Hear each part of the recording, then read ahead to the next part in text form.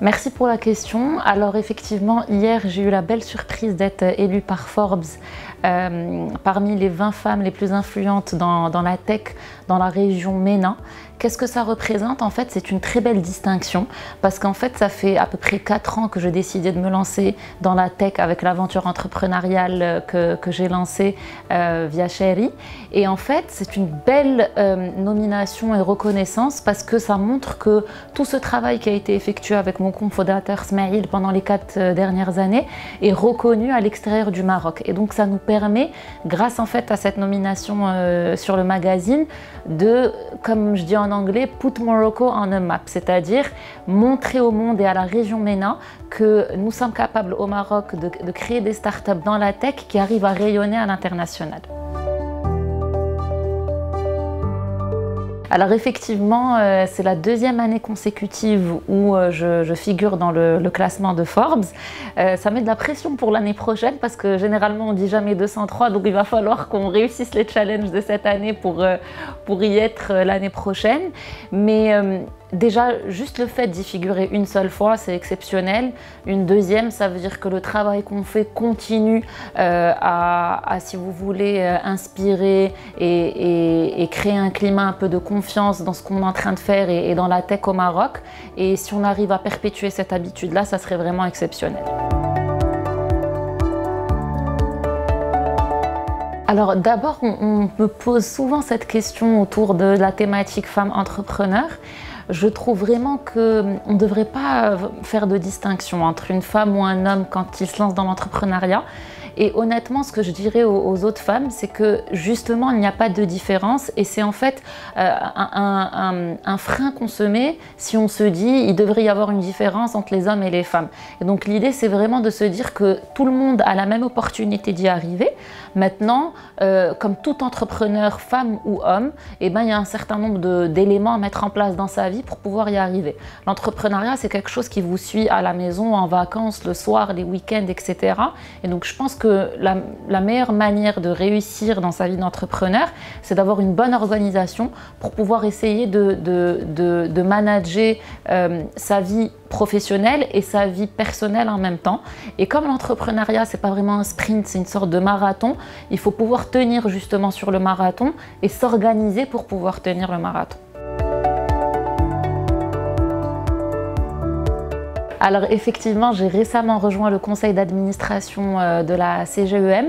Pareil, j'étais vraiment ravie de pouvoir intégrer le conseil d'administration parce qu'en fait, c'est un conseil d'administration qui compte un peu moins de 100 personnes et qui regroupe en fait des profils, des professionnels venant de différentes industries, de différents âges et avec des expertises différentes. Donc le conseil d'administration est un très beau mix d'hommes et de femmes qui justement militent pour des causes pour en fait le secteur privé.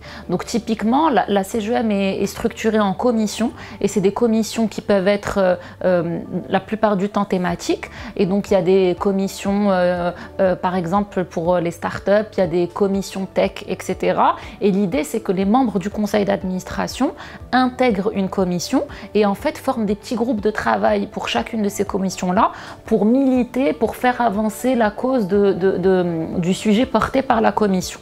Donc typiquement, moi je vais rejoindre la commission Startup et la commission Tech pour travailler avec le président de la commission et les autres membres de la commission de manière à mettre en place une feuille de route sur tous les sujets qui sont importants dans le monde de la startup et de la tech et essayer en fait d'intégrer toutes les parties prenantes et toutes les institutions qui peuvent nous aider pour faire évoluer l'écosystème.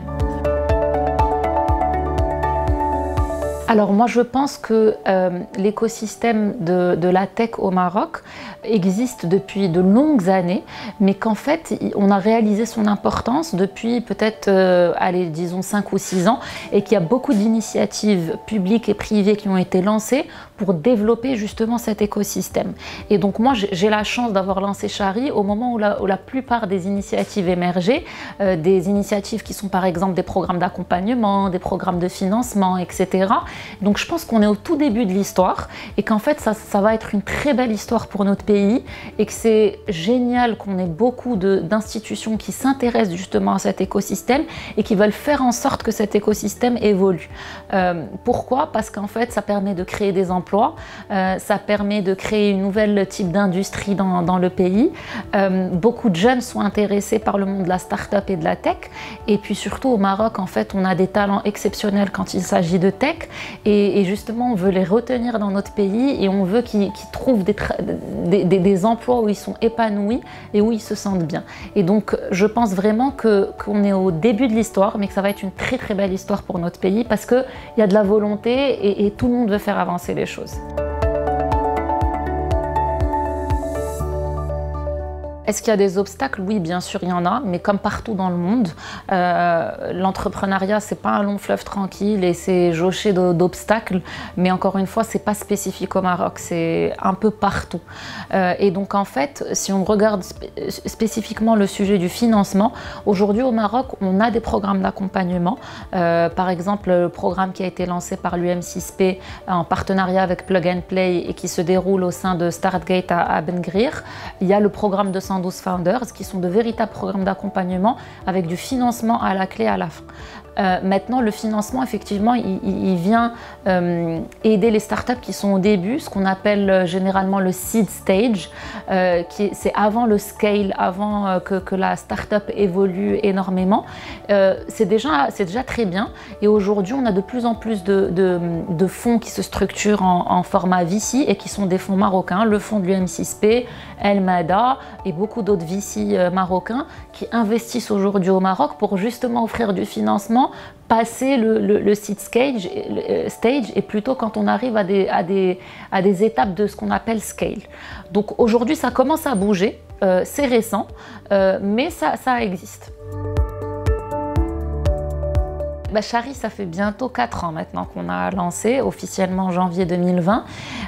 C'est une très très belle aventure parce qu'en fait Shari, on avait pour vision et pour mission de se lancer dans l'e-commerce pour justement aider les commerces de proximité type épicerie à combattre la compétition qui vient des grandes anciennes de supermarchés.